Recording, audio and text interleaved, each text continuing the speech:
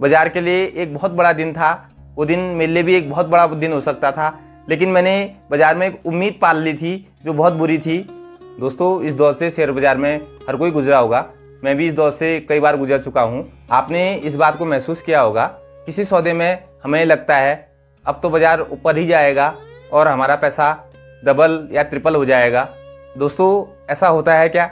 नहीं होता है, क्योंकि बाज़ार डिमांड सप्लाई पर चलता है, डिसिप्लिन पर चलता है, डेटा पर चलता है।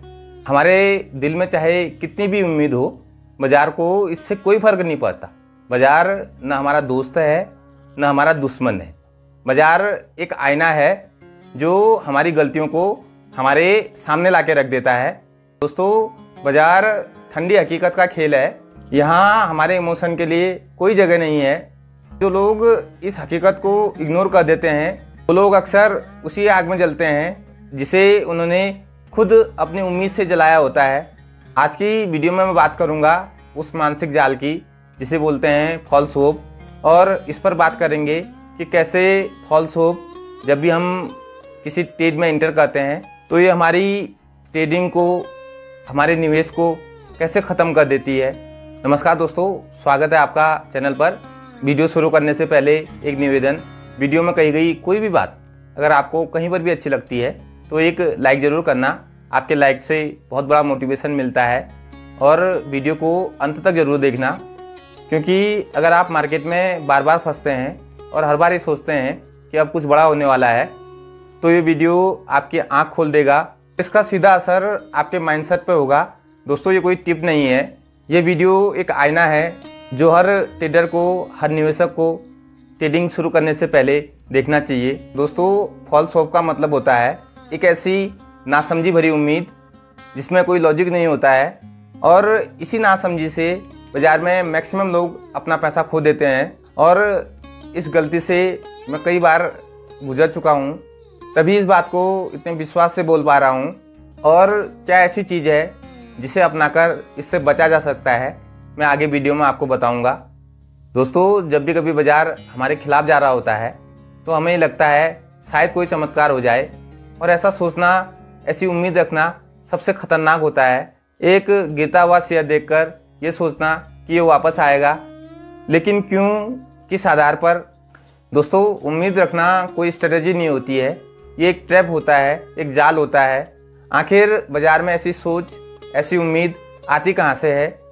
ये लाते हैं हमारे इमोशन, हमारा लालच, हमारा डर और हमारा अहंकार। सोशल मीडिया पर झूठी पॉजिटिविटी है। हमें लगता है डटे रहो, फ़ायदा होगा। दूसरे की सक्सेस स्टोरी उसने किया है तो मैं क्यों नहीं कर सकता। और सबसे बड़ा कारण, नुकसान को स्वीकार न कर पाना। शेयर बाज़ार में आने से पहले हमारी सोच होती है, हमारा विश्वास होता है कि यहाँ पर हम बड़ा पैसा कमाएंगे, बड़ा मुनाफा कमाएंगे, लेकिन जब नुकसान होता है तो हमारे लहलाते मनोरथ पर तुषारपात हो जाता है, क्योंकि हम ऐसा सोचकर यहाँ पर आए ही नहीं थे कि हमें नुकसान भी हो सकता है। और जब नुकसान होने लगता है तो हम बाज़ार से उम्मीद पाल लेते हैं। ये उम्मीद, ये फॉल्स होप हमारे सामने 5 रूपों में आती है। इसका पहला रूप है डाउन ट्रेंड में एवरेजिंग। जब हमारा कोई सौदा बिगड़ जाता है, हमारे खिलाफ हो जाता है और हमारी खरीद से बहुत नीचे आ जाता है, तो हम वहाँ पर बिना किसी लॉजिक के एवरेजिंग कर देते हैं। हमारी सोच होती है कि यहाँ पर हमें सस्ता मिल रहा है, और हमारी उम्मीद होती है कि ये वापस जाएगा, कम से कम जो नुकसान हुआ है वो तो कवर होगा। फॉल्स होप का जो दूसरा रूप हमारे सामने आता है वो है कन्फर्मेशन बायस। यहाँ पर हम वही खबर ढूंढते हैं और उसी खबर पर विश्वास करते हैं जो हमें सही साबित करती है। ऐसा होता है ना? आपके साथ भी हुआ होगा। अगर आपके साथ हुआ है तो कमेंट में यस लिखना। फॉल्स होप का तीसरा रूप हमें ओवर ट्रेडिंग की ओर ले जाता है। उम्मीद में हम बार बार ट्राई करते हैं और अपनी कैपेसिटी से ज़्यादा ट्राई करते हैं। फॉल्स होप के चौथे रूप में हम रिवेंज ट्रेडिंग करने लग जाते हैं। ऐसी स्थिति में हमारा टारगेट मुनाफा कमाना न होकर अपने नुकसान को कवर करना होता है, जिसमें कोई लॉजिक नहीं होता। बस एक बात होती है कि अब मैं बताऊंगा मार्केट को मैं गलत कैसे हो सकता हूं, और मैं जो कर रहा हूं वो बिल्कुल सही कर रहा हूं। फॉल्स होप का जो 5वां रूप है वो है अनरियलिस्टिक टारगेट। बाजार में उम्मीद के कारण किसी भी सौदे में हम ऐसा टारगेट सेट कर देते हैं कि अगर ये वहाँ पर जाएगा तभी मैं इससे निकलूँगा, और वो टारगेट बाजार में आता ही नहीं है। दोस्तों ऐसे में मैं एक बार बहुत बुरा फंसा हूँ, जिसे मैं आगे बताने वाला हूँ। दोस्तों जब 2014 में मोदी सरकार के पहले टर्म के रिजल्ट आने वाले थे तो बाज़ार बहुत अस्थिर था, और रिजल्ट आने से 1-2 दिन पहले मैंने बहुत भारी मात्रा में निफ्टी के कॉल बाई किए थे। यहाँ पर बाज़ार अस्थिर था, बाज़ार के लिए कोई डायरेक्शन नहीं थी। दोस्तों उस दिन शायद शुक्रवार था या शनिवार था, मुझे एग्जैक्ट पता नहीं है, लेकिन मुझे इतना पता है जिस दिन रिजल्ट आए थे उसके अगले दिन बाज़ार बंद था, और रिजल्ट आते ही न्यूज़ चैनलों ने बहुत बड़ा हल्ला मचा दिया। अब बाज़ार तो बहुत ऊपर जाएगा। मैं भी बहुत पॉजिटिव था, मुझे लग रहा था कि मेरी तो बल्ले बल्ले हो गई। और यहाँ पर मैंने बहुत बड़ा सोच लिया, क्योंकि मैं खबरों से प्रभावित था, और यहाँ पर मैंने इतना बड़ा टारगेट सेट कर दिया कि जब वहाँ पर जाएगा तो मैं बेचूंगा, और मैंने अमाउंट का भी हिसाब लगा दिया। और हाँ, मुझे इतने पर बेचने पर इतना पैसा मिलेगा। मैंने एक ख्वाबी पुलाव बना लिया। दोस्तों जब बाज़ार खुला उस दिन पहली बार निफ्टी ने 7,500 के लेवल को पार करने की कोशिश की, और वो दिन बाज़ार के लिए एक बहुत बड़ा दिन था। वो दिन मेरे लिए भी एक बहुत बड़ा दिन हो सकता था, लेकिन मैंने बाज़ार में एक उम्मीद पाल ली थी जो बहुत बुरी थी, और ऐसी उम्मीद पालना बाज़ार में बहुत घातक होता है। तो दोस्तों उस दिन बाज़ार खुला, शुरुआती 1 घंटे में बाज़ार बहुत ऊपर गया और फिर नीचे आ गया। लेकिन जब बाज़ार ऊपर गया, जो टारगेट मैंने सोचा था उससे 10-15% नीचे रहा, और वहाँ पर मैं बेच नहीं पाया, क्योंकि मैंने पहले से मैंने एक टारगेट सेट कर लिए थे कि हाँ इतने में जाएगा, मुझे इतना प्रॉफिट होगा, तब मैं उसे बेचूंगा। दोस्तों यहाँ पर मैंने बाज़ार से बहुत बड़ी उम्मीद लगा ली थी, और बाज़ार खुलते ही मैं अपना सौदा नहीं काट पाया, लालच के कारण, अपनी उम्मीद के कारण।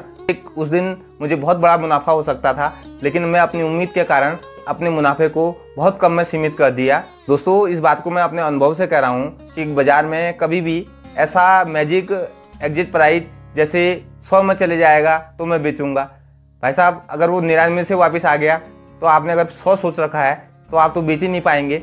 वो 99 में भी जा सकता है, वहाँ से भी वापस आ सकता है। ये कोई ज़रूरी नहीं है वो जब 100 में जाएगा तब आप उसे बेचेंगे। वो जब 99 में था तब भी वो लेवल थे, तब भी आपके पास बेचने का मौका था, लेकिन आपने एक उम्मीद लगा रखी थी, एक अनरियलिस्टिक टारगेट सेट कर लिया था, जो कभी कभी आपको बहुत बड़ा नुकसान दे सकता है। दोस्तों ये तो मैंने अपने अनुभव की बात की। अगर आप उस दिन शेयर बाज़ार में थे, उस दिन शेयर बाज़ार में एक्टिव थे, तो आपके लिए उस दिन का अनुभव कैसा था, मैं इस बात को यहाँ पर इसलिए कह रहा हूँ क्योंकि वो शेयर बाज़ार के लिए एक बहुत बड़ा दिन था और एक यादगार दिन था। और इस बात से मैं ये स्पष्ट करना चाह रहा हूँ कि फॉल्स होप के कारण आपको कितना बड़ा नुकसान हो सकता है। दोस्तों जो फॉल्स होप में नुकसान का साइकिल होता है वो इस प्रकार से होता है। पहला, उम्मीद में एंट्री, दूसरा गिरावट में डर, तीसरा लॉस को नज़रअंदाज करके बाय करना, चौथा कैपिटल लॉक, और पांचवा अंत में एग्जिट करके बॉटम पर बेच देना। और दोस्तों ये सब हमारी मानसिक स्थिति को भी प्रभावित करता है। इसके कारण हमारा व्यवहार चिड़चिड़ा हो जाता है, हम सेल्फ डाउट करने लगते हैं, हम खुद पर शक करने लगते हैं। ऐसा लगता है जैसे अब ट्रेडिंग को छोड़ ही दिया जाए, कभी इस ट्रेडिंग को नहीं करेंगे।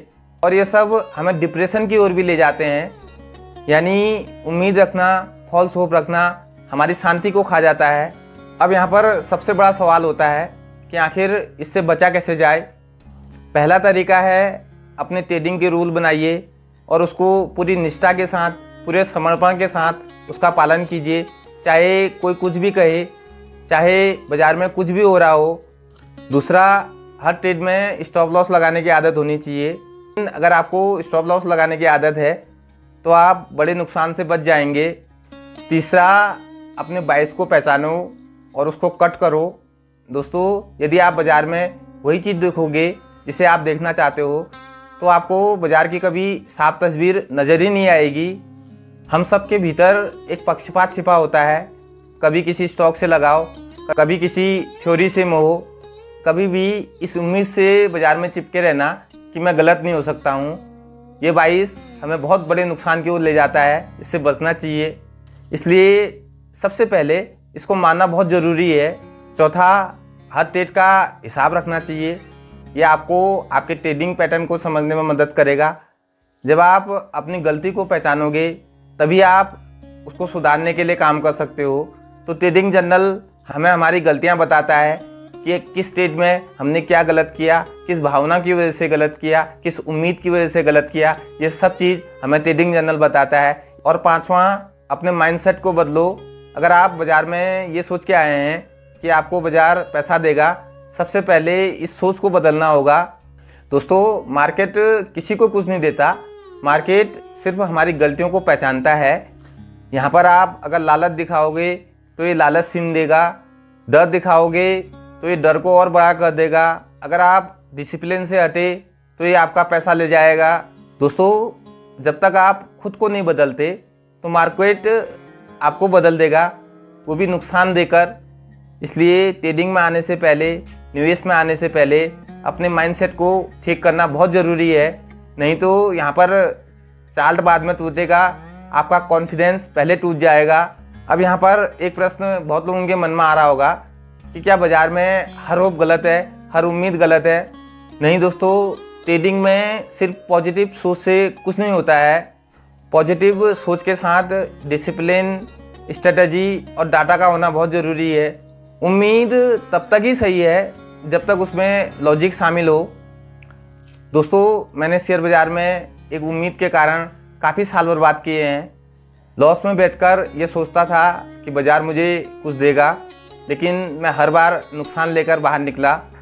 जब मैंने अपने नियम बनाए, अपने इमोशन को किनारे किया, तब जाके मार्केट से थोड़ा थोड़ा पा रहा हूँ।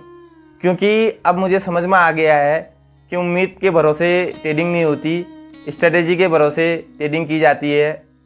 दोस्तों, आज की वीडियो का निचोड़ एक लाइन में कहूँ तो बाज़ार से उम्मीद मत रखो, खुद से उम्मीद रखो कि आप अपनी गलती को नहीं दोहराओगे।